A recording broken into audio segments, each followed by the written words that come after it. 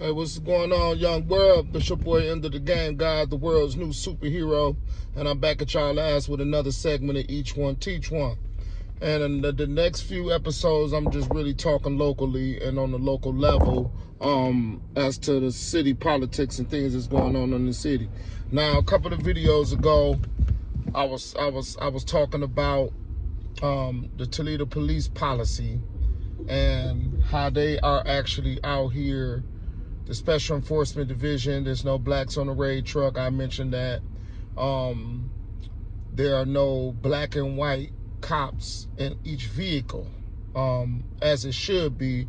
They talk about diversify this or multinational this or multicultural this, but yet still on our police division and our police force that has been strategically designed to keep white officers who don't have an understanding of our neighborhood, don't have an understanding of our culture, don't have an understanding of our existence or even being, are patrolling our neighborhoods, picking on us, pulling us over for basic reasons. Oh, you looked suspicious, your car was involved in a crime. They just pick up any reason and any tactic they can use to pull us over and just harass us.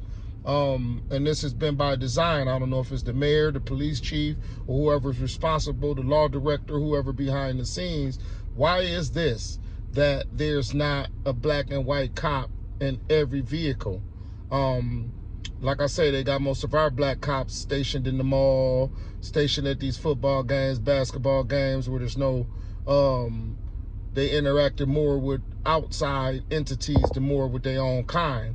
And there's plenty of black cops on the force, enough to, at least in our black neighborhood, to have a white and a black patrolman patrol our neighborhood. Now, as we've been seeing on the news, I ain't gonna say her name, but the one white female officer who had beat up O'Shea Jones, our Olympic champion, and she've had a couple other run-ins with other people of African American descent also, and it's clear as day that this is her MO. She fights, jumps out with this, tough honor, badge of honor, and this authority over the African American community, and she's the first one to get the punching and doing all the harassment. And we only can name the couple that's been publicized, but I'm pretty sure it's 5 or 6 more people who just didn't come forward out of either embarrassment or fear. But this is just her MO, and she's not the only one. When the raid trucks come in our house, they kicking over the fish tanks, they tearing down our camera system, knocking holes in our walls, fucking up our doors. And even if they had and I understand this drugs being sold, but if you don't find any drugs and your investigation is not being done, I think the city should be paying for this. And I also want to enlighten y'all up on the victims of crime bill that Ohio passed years ago.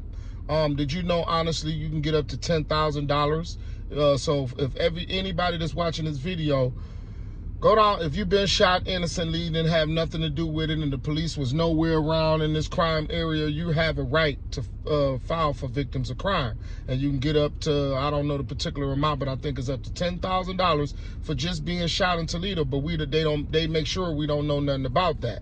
They make sure we don't have access to that, because that's city funding and they have to pay that out. But they'd rather pay these cops to ride around all day and harass us instead of paying us money for victims of crime, for crime that we didn't have nothing to do with, that could have been preventable only if the city of Toledo Police Department was active on the scene of these shootings. We see them everywhere, sitting in the cuts by Scott Park. We see them sitting in school zones. We see them sitting everywhere, bored, filling out paperwork, not even dead as that. If they're going to do that, go to the high crime rate areas and just sit there and prevent crime from happening. How's all these murders happening outside these clubs, but the police riding up and down Dorr Street, them and the state troopers, and I'm going to talk about the state troopers in a minute, riding up and down Dorr Street, Monroe, Detroit, Bancroft, all the frequently black intersections and routes of travel, but they're nowhere to be found when these shootings are happening on these other little side streets and these residential streets where most of the crime is happening at. If y'all show more of a presence over there, not saying just pulling people over and for no reason, man, this shit is getting out of hand, man, and the city got to stand up and got to speak on it. And me being the world's new superhero, I'm just going to speak up on it because people are actually got this on their mind, but just scared to speak up on it or don't have the words to really relate back to the public as to these tactics that's being used by these police forces and these state troopers. And with that being said, we're going to talk about these state troopers. Why the fuck are they in the inner city so hard? Now, I think that's by a strategically designed play that's being set up for them to come into our neighborhoods the way they are coming into our neighborhoods. And they coming on these certain days where Sundays, they know the days that black folks, you know, frequent the city. Sundays, Saturdays, Fridays. Then the state highway patrol that's normally supposed to be on the highway, they finding a way to come into the inner city and they just jumping behind people. They got a particular agenda. And let's also be aware that this is the election year. So election year, they're doing these tactics to keep us frustrated, to keep us mad, to keep us with the ideology to say, man, fuck that shit, I'm not going to vote. Because what's the system be voting? They still going to be doing this anyway. But your vote does count. And these are the way of tactics, the fear mongering that they put instill into us and to make us give up on the system because we're so beat down by the system and make you give up on anything on trying to how to change the system. But these state troopers is in our community. I just seen 2 of them ride past me. That's why, and it was a cop, a patrol car, and then they got this new state trooper, Ohio State Trooper truck that they got out here, and they just jumping behind people. No reasons to pull them over. If you look suspicious, they just pulling you over, giving you ticket, towing your vehicle all the way out to Monclova to their place where they're making their money. So they basically just harassing us, making us spend money, this, that, and the third, man, just for no particular reason. And mindful, it's not even a lot of black state troopers. It's a lot of these white state troopers is in our neighborhood with a sprinkle of you, you know, house niggas, should I call them, that be involved with them and do more harassment than what the white cops do to us. You know what I'm saying? Coming into this neighborhood, coming into our neighborhoods, they on our little side streets, pulling people over that deem or look suspicious to them. And this is their reason for just pulling us over. But like I say, it's been going on since the 60s and 70s, where they actually, the election year where they pulling over as many people as they can. If they can get many of us locked up, many of us with felonies, guess what? That fuck up your right to vote. So with that being said, this is just naturally what they're doing to us out here in society.